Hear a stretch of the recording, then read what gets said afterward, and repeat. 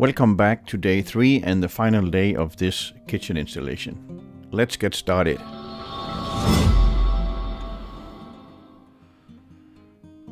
The agenda for today is quite easy because I'm going to do whatever is left to be done in this kitchen. And that means, as you can see, putting on doors and putting in those fillers and panels, no panels, but fillers that I didn't do the day before because of the snow weather. So I will start with the doors, as you can see. What I'm doing here is I use one of those mittens for washing cars for dusting off the cabinets on the inside. These cabinets are a lot more dirty than you can see, or more dusty than you can see, because they're white. So I like to just wipe it down so there's not too much dust sitting in there when the clients move in.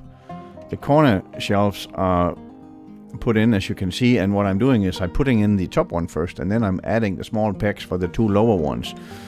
And then I take the second shelf and put in, but not put it in position on the pegs, because if you do that, you cannot get the third and final one in. I just let it rest there at the bottom, so I can lift them both up into place when both of them are inside the cabinet. And here goes the corner door on. That door always needs a bit of adjusting, and that's what I'm doing there on the cabinet door next to it. And here we go, a little bit of adjusting.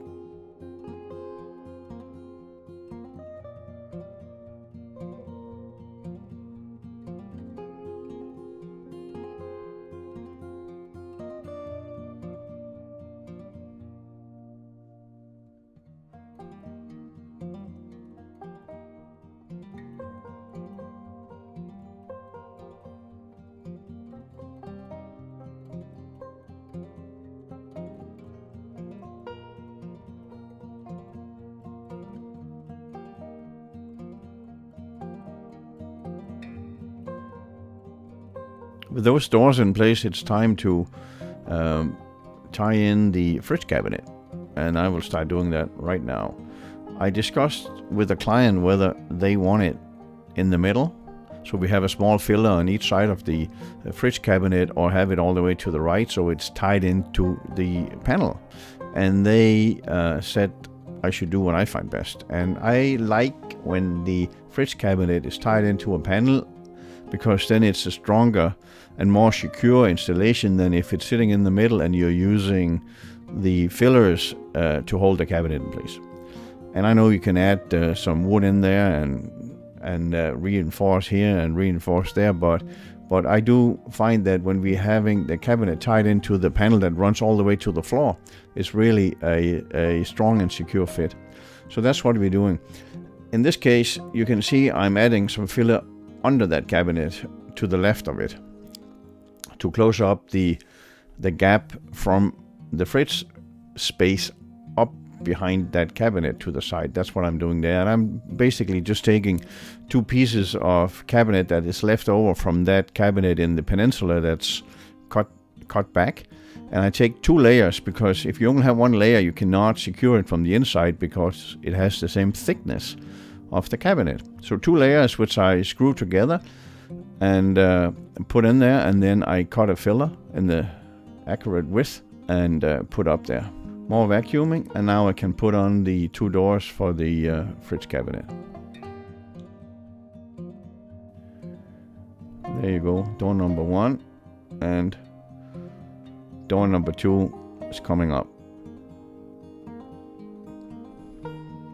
There you go. And then a little bit of adjusting of the hinges so they sit perfectly aligned to each other. Now, back to that troublesome corner there. I have finally decided what I'm going to do, so with no further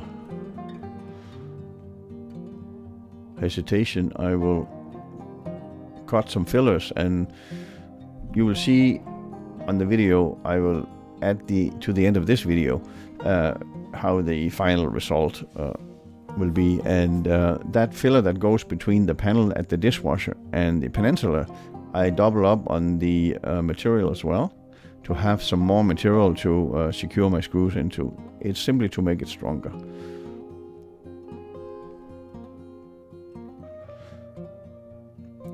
Sometimes it's not a bad idea to give certain parts of the installation some second thoughts before you just go ahead and do, whatever comes to mind first, and then you will most likely end up with a result that's better than the first idea you had. Now you can see I'm building that corner with that double layered filler and a piece of panel that will sit on the back of that peninsula cabinet sitting in the middle. I'm tying these two parts together and now they can be added in between. So we have a strong and secure connection between the peninsula and the panel sitting to the right of the dishwasher. I know you don't see much here, but I'm sure you have a reasonable idea about what I'm doing.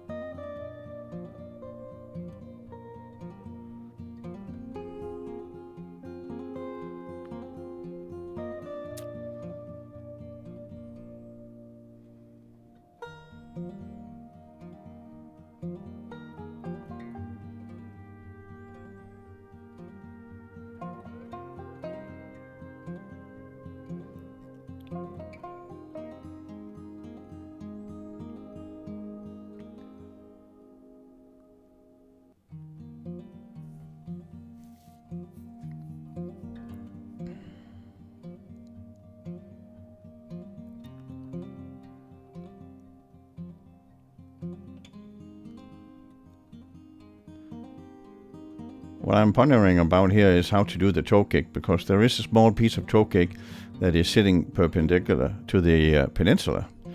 So I've been, contemplating how to do that, because if you have a piece of toe kick that's only 5-6 inches long and you don't have any legs to put on, then you have a few options. I have a video which I can link to as well, showing how I sometimes do it, but in this case I chose to do it differently. What I'm doing now is cutting that short piece of filler that is sitting, or it's a short piece of panel more accurately, because it's sitting on the side of the cabinet. There's unfortunately not enough room between that cabinet and the drywall to squeeze in the panel, so I have to cut it as a strip, which I add to the cabinet, sitting as a panel.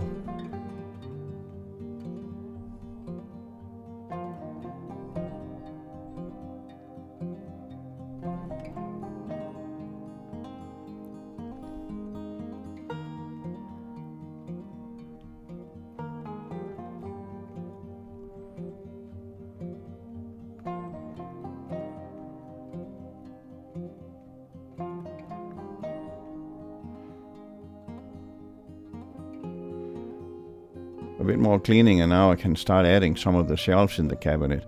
In this cabinet it's easy to put the shelves in because they are still standard size. The cabinet has not been cut down. But in the cabinet to the right at the end, I have to cut the shelves back to make room for those. That's what I'm doing here. I'm running out, cutting them down. But the thing is, now I have cut away those holes in the cabinet where those small pegs are sitting. There's only one left on each side, so obviously the shelf cannot sit on 2 pegs only. So I need to add a few small brackets so I can tie those shelves into the side of the cabinet. Now the client cannot move that shelf up and down, but I'm sure they'll be fine because it is kind of a secondary cabinet right there in the corner. What I'm doing now is I'm measuring from my panel at the dishwasher to that 12-inch cabinet to make sure I have exactly 24 inches, which is the accurate space for my dishwasher. So now I can secure my 12-inch cabinet into that island bracket that I secured into the floor the day before. And that means that that cabinet is sitting as it should. Now I'm putting out my little laser there just to make sure that we're still on point in terms of the right level, at the cabinet level, but also sitting at the same level as the rest of the base cabinets.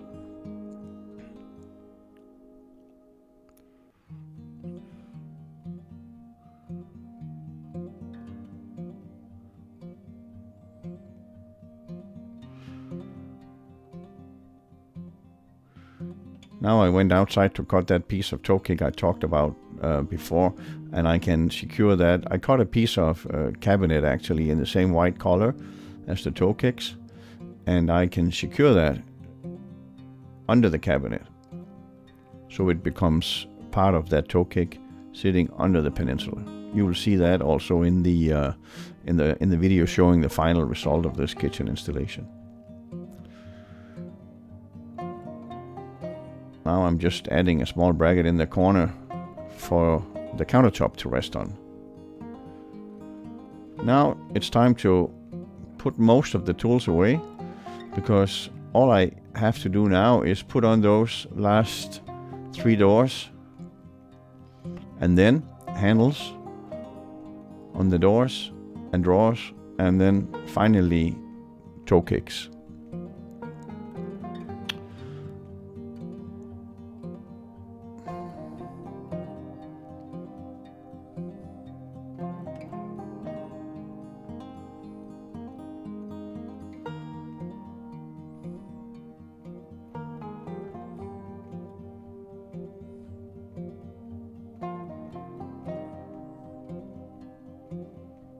When the 2 doors on this cabinet has been put up, I can do the final adjustment on those 4 doors sitting next to each other, so they're sitting at the same height and that the lines between the doors are equally distributed.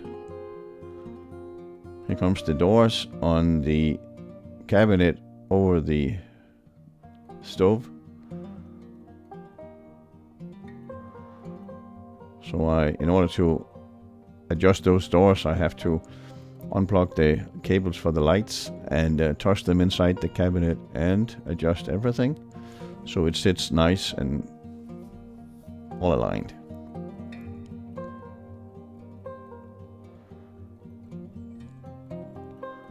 As you can see, I have no problem multitasking. Being on the phone and adjusting doors is 2 activities that go very well together.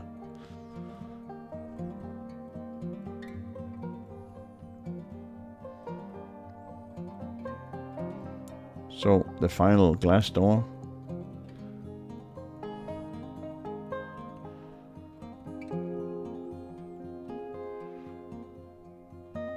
And a bit of adjusting again.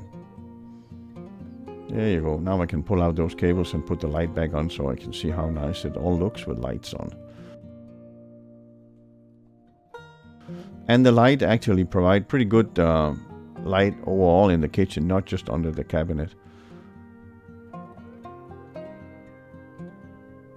Now I can add the last few shelves in the 40-inch wall cabinets.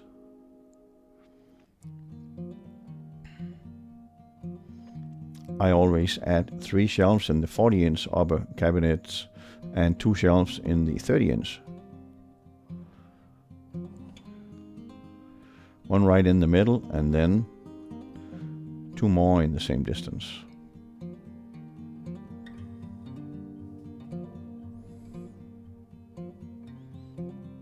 There you go. Now I'm cutting off the shims I put in behind the upper cabinets so they're not protruding from the cabinets.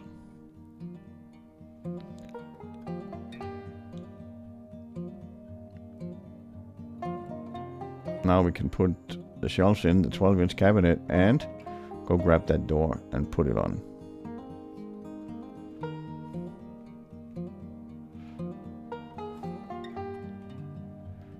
And adjust it. Yep, now we're ready to put on handles.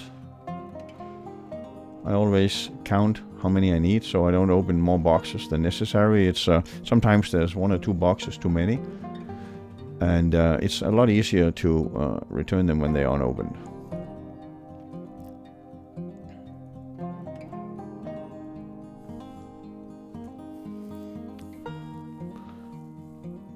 In this case, my client have chosen to have the same handle on every single door and drawer. Sometimes my clients choose to have a knob on the door and handles on the drawers, but in this case it's all the same. For putting on handles or for drilling the handles, I have a jig which is really good, and the first thing I do is to, of course, to adjust the jig to where I want the handles to be on this door. I have consulted my client, so we are in agreement on where to put the handles. This is the Ikea door, and it comes with that blue foil, and of course I have to pull away a bit of the blue foil to put on the handle, because otherwise there will be blue foil sitting under the handle, and we cannot have that. I'm not taking the foil off completely, because Ikea claim that if you wipe down the doors and the panels with a cloth with a bit of soapy water on, the resistance to scratches will improve. I'm not sure that's true, but why not do it anyway? It could be Ikea was right.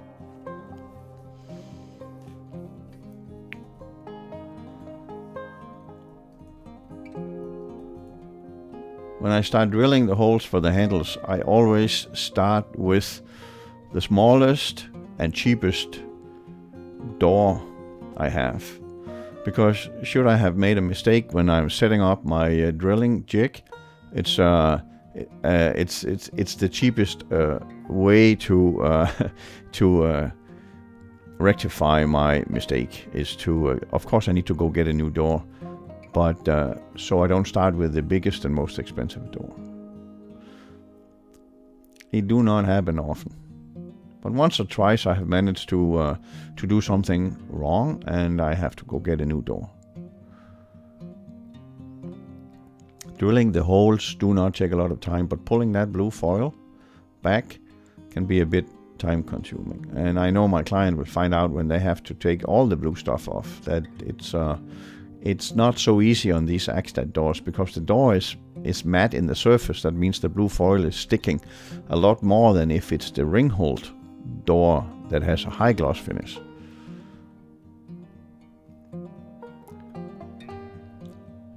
It also makes sense to leave the foil on until the kitchen is totally completed, because quite often there is paint work to be done after the kitchen has been installed, and then you don't need to cover up your doors and your drawers because they're already covered by the blue foil. Makes a lot of sense. All the handles has now been put on the doors, or all the holes has been drilled for sure. Now I can go ahead and drill holes in the drawers.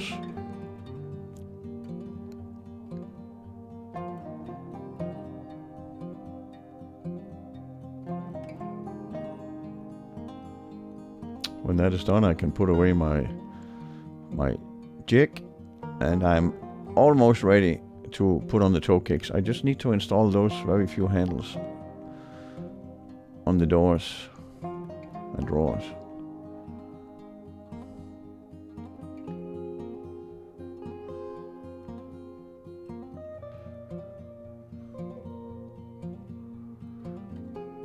And clean up a bit.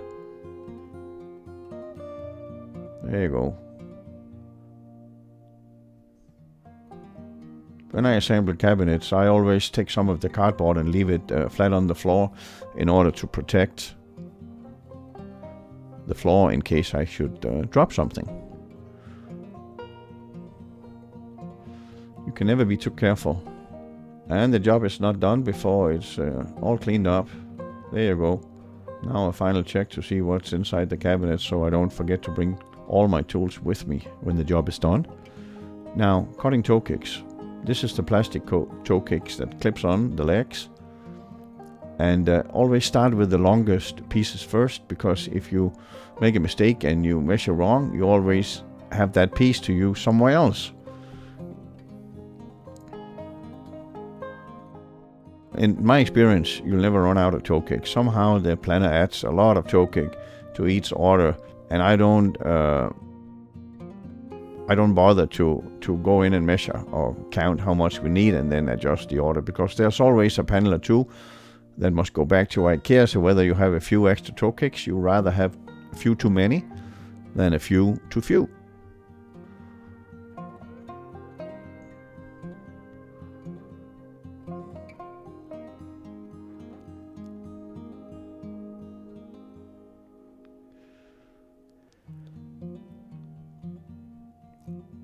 This is the piece of toe kick that goes under the sink cabinet, and Sink the plumber has to come in and do some plumbing work under the cabinet. I'm not pushing it in place. I'm just putting it down there and putting on the clips that attach to the legs.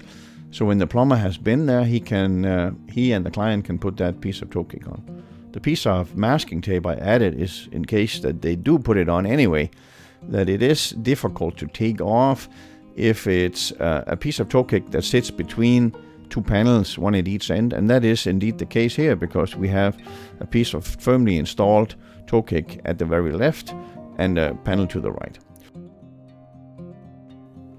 And here it is, the final result of my 3 days of work, and I'm pretty happy with the installation myself. Here you can see that corner I've been talking so much about. The panel to the right is running all the way to the floor, and there's a little piece of toe kick sitting in there, which is secured from the left side of that panel. And the other side where the cabinet has been cut down. So all in all, a great installation. Thank you so much for watching.